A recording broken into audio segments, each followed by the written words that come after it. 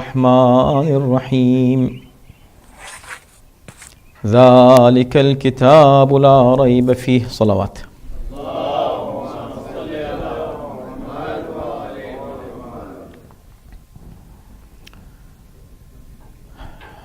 Our discussion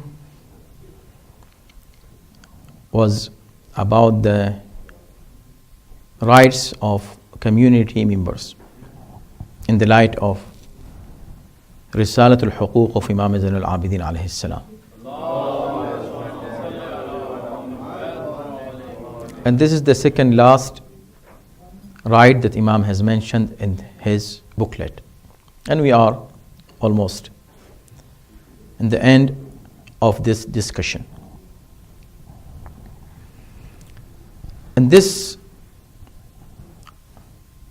passage that Imam has mentioned all those rights of the people who share their faith with you. You have same belief, same faith. So they have some rights on you. And this also gives us the guidelines for unity among different groups of people, groups that believe in different faith, although Imam is speaking about same faith, which means that everyone, any group that shares any part of faith with you, he has some rights on you. Someone who shares with you faith in God. The other group who is closer than you, than this person or this group to you is the group that shares with you his faith with God and his messengers. There are other people even closer who share with you the faith and believe in God and the prophets and also the successors of the prophet. So all those people have different rights on you. But the people who are the closest people are people who have more in common with you than others. And this is called your community. So this community have the members, and you might know them, you might don't know them, but still they have rights on you. And we discussed all those rights. Where we reached is the last part of this passage that Imam says that you should consider every single person in the community as someone who is closely related to you. Who is closely related to you? Your father, your real brother, your children. So these people are people who are related to you closely. Imam says, consider the entire community just like these three.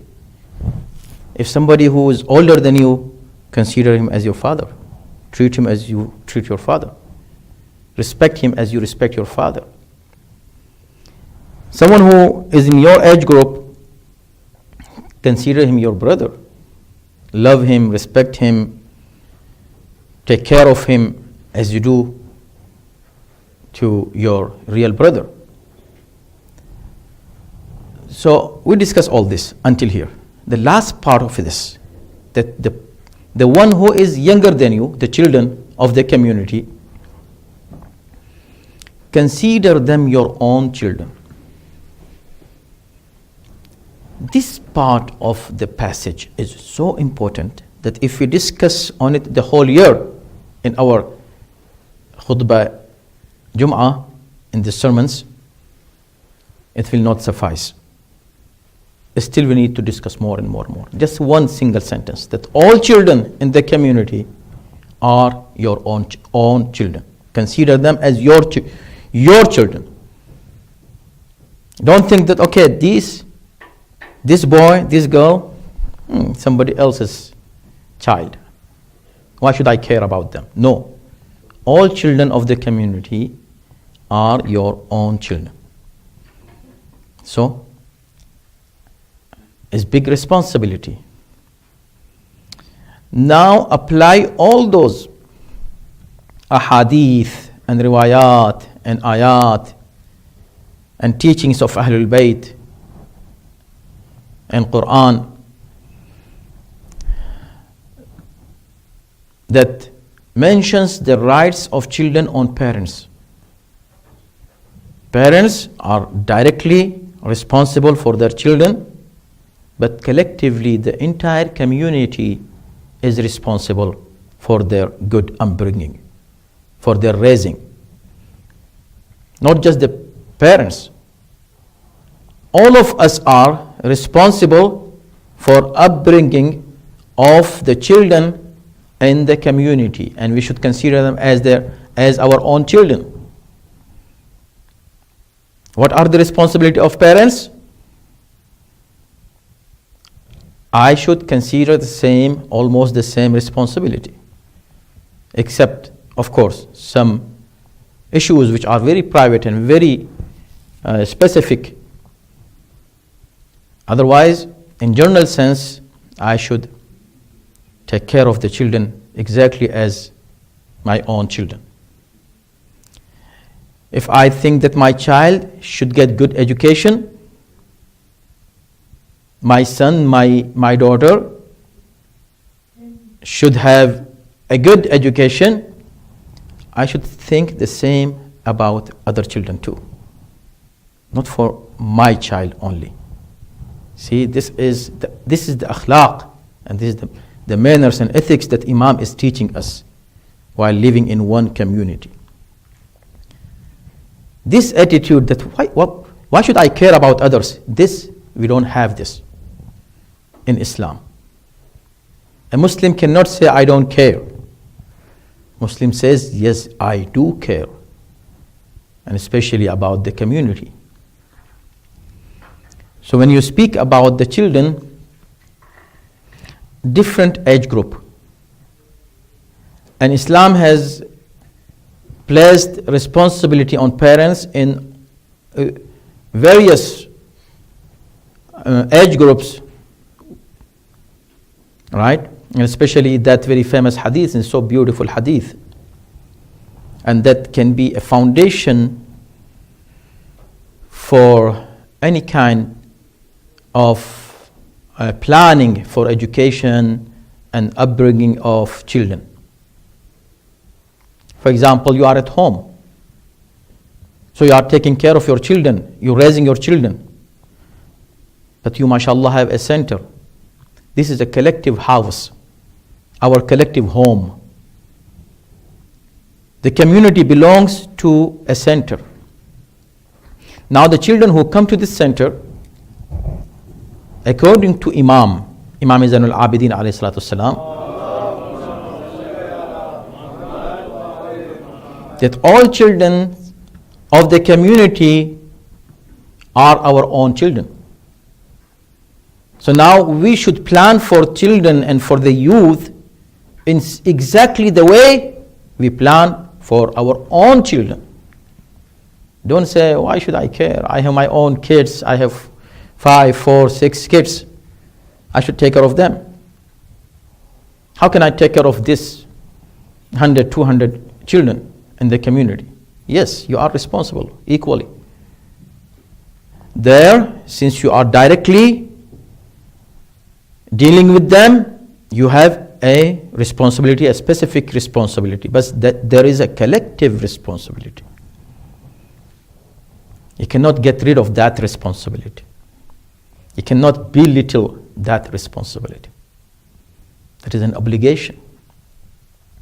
Why? Because these children, anyway, when they grow up, they are going to be part of this community. And Allah forbid, if there is any shortcoming in their upbringing, in their education, don't think that the only parents are responsible. The entire community should take that responsibility.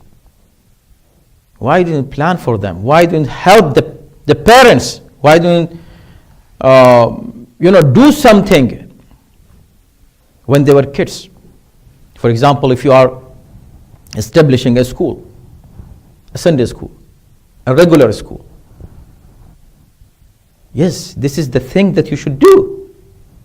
It's responsibility of every single person in the community. Don't say, I don't have children, or my children are grown up already. I don't have children who go to Sunday school. Why should I care about Sunday school? Tell me. I don't have children. Why should I care about a school, a regular school, where the kids should go? I don't have any kid. My kids don't go to school. If you said this, it means you are not part of the community. Or at least you are not the person who followed the instructions of those infallible leaders. When Imam Sajjad says all these children are your children, how can you say I don't care? How can you say no, my kids don't go to school? Yes, my kids go to school. Yes, my kids, all these, if for example now alhamdulillah we have in this community, we have a regular school, Hadi School of Excellence. If you say I don't care, if you say I don't care, that someday maybe your Imam will say to you, I don't care. Or maybe Allah will say, I don't care. Otherwise you have to say, no, I do care. Yes, this is cool. There are 100 kids, all of them my kids, my children. I'm responsible for them. I should make sure that this school, is strong. I should make sure its community is cool. The same thing about Sunday school, the same thing about the center. Because collectively this center is raising the children and raising the youth and benefiting every person. All these three categories that Imam has mentioned here. Your father, your brother, your child. These three, the center is taking care of entire community. So we should take care of this center in order to be part of that process of helping the community as very close relative of every single person in the community.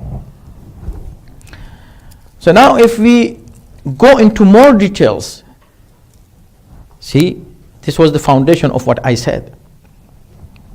According to Imam, every single person in the community relates to you closely.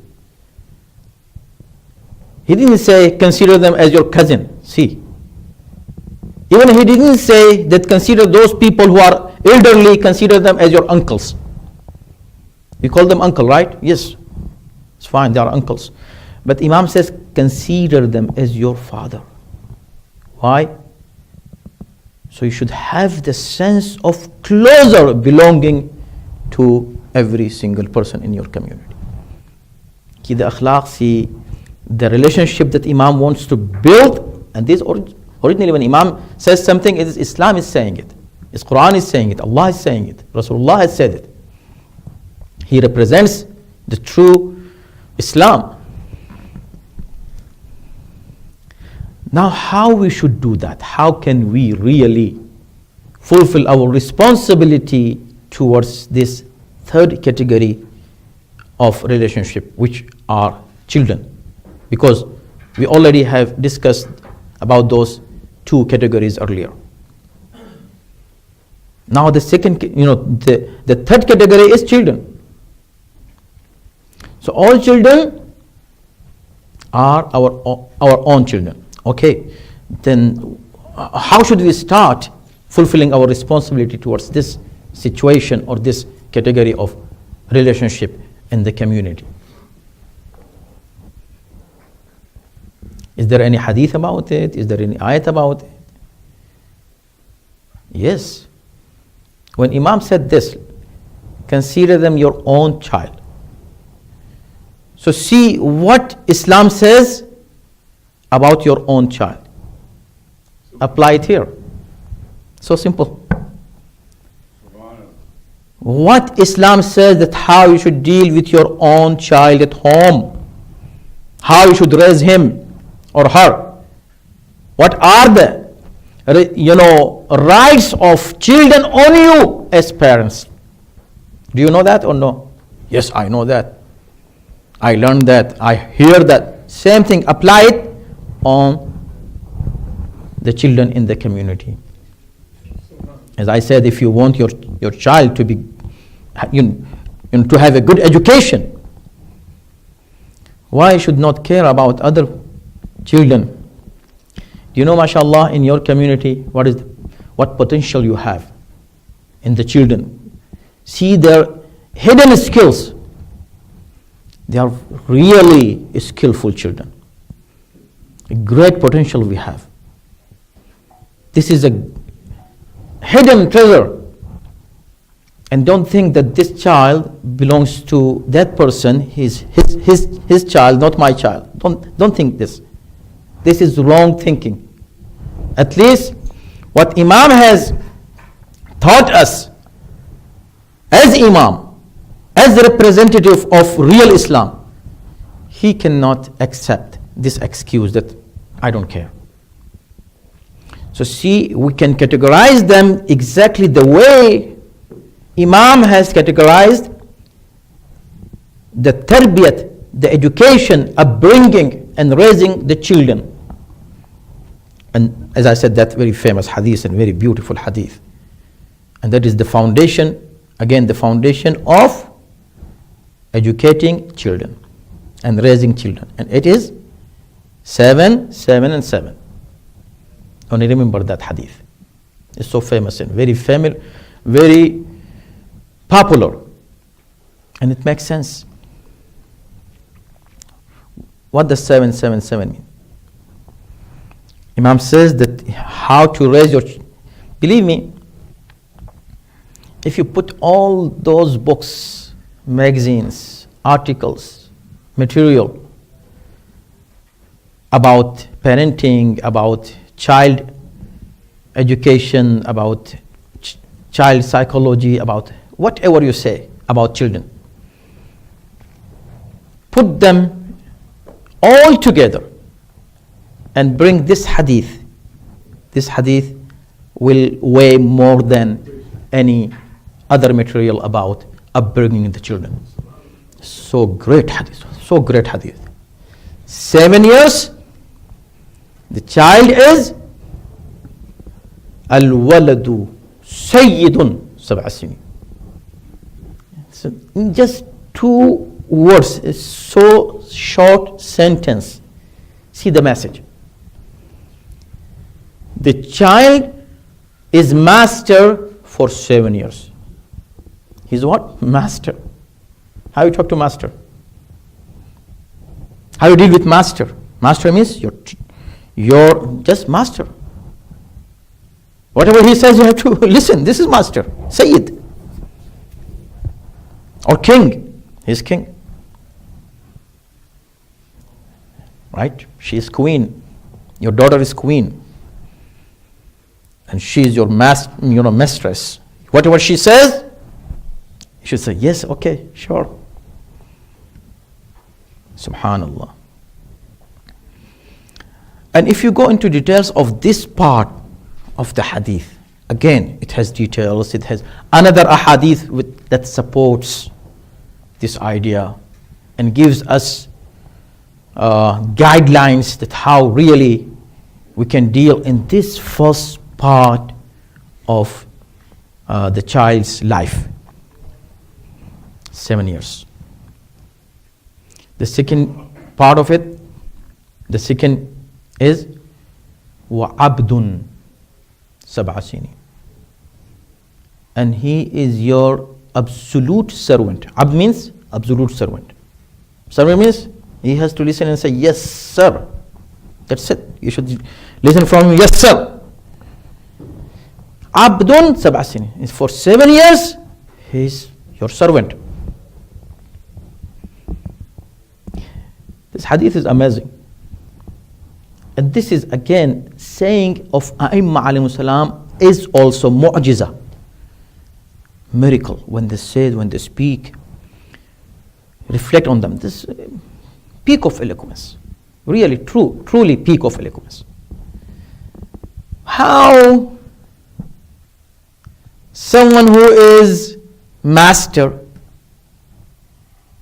When he grows up a little bit, he turns into servant. A servant can turn into master, not the master into servant. How is it going backward? And see, another thing. A child who you raised him considering him a master, right? Apparently you're spoiling him. This is spoiled child, how suddenly, once he turns 7 and enters 8th of his age, he suddenly becomes your servant. So the child to whom you were saying, okay sir, yes, sure, yes, I will do it. As he turns 7, now he should say the same thing as you were saying. Say yes, yes Baba, yes Mama, yes Daddy, yes Mommy. Okay, sure, that's it. You should not use the word no. Right? So the child, when he says no, he can say it until 7. When he or she says to you, no Baba, so you can laugh at it. So why you said no? He says, because I'm saying no. Okay, fine. You said no, then no. And suddenly, now she should say, yes. How practically this is possible? And this is the real eloquence. When you reflect on saying so for Aimma alayhimus salam, little words, lot of meaning. So let's go to the third one and quickly we'll analyze it. And of course we can, as I said, if we just go into details of how we should upbring the children, it takes hours and hours and hours and hours. And still we cannot finish.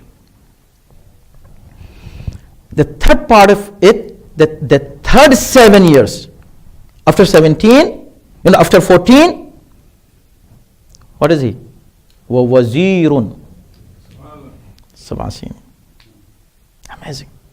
And the child is wazir, your advisor, for 7 years. So 7 years he is master, 7 years he is servant, 7 years he is wazir, advisor. How? So simple. The first 7 years when you were kind of servant for him or her, you should raise him, be in such a way, raise him, just how you talk to a king, when you talk to someone who is your master. But in the same time, you should prepare him in this period, prepare him with this attitude, prepare him for a situation that he or she can turn into servant immediately. So this first period, 7 years,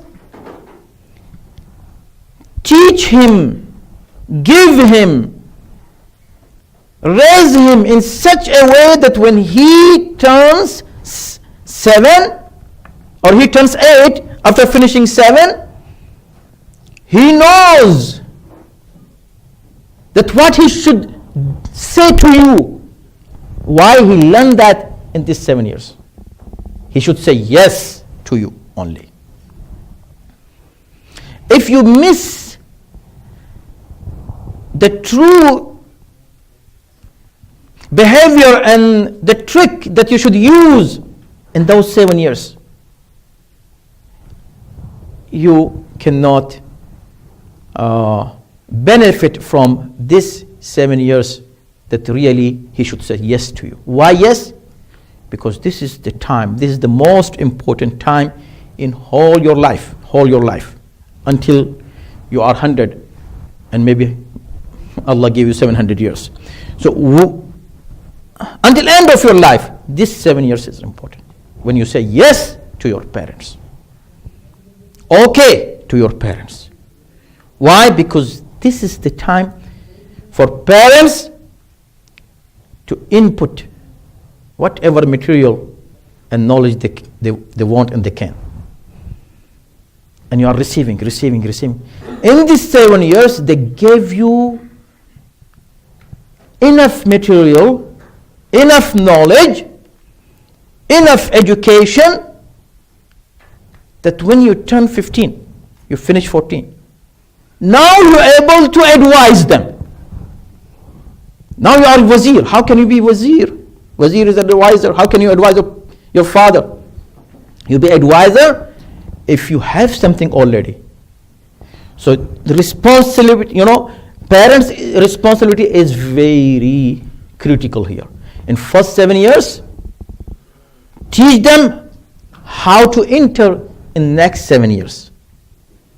In that, middle time, educate them in such a way, teach them in such a way that how they can enter in the third part of their child life or youth life, and that is until 21. And they are your wazir. Now you are discussing with them, how about this, if I do this? Yeah, Baba, you can do it, but I think this is the pros and these are the cons. Look, they be your. But how they can do this? Because you taught them in previous way, previous 7 years. How in the previous 7 years they obey you? Because you taught them in previous 7 years.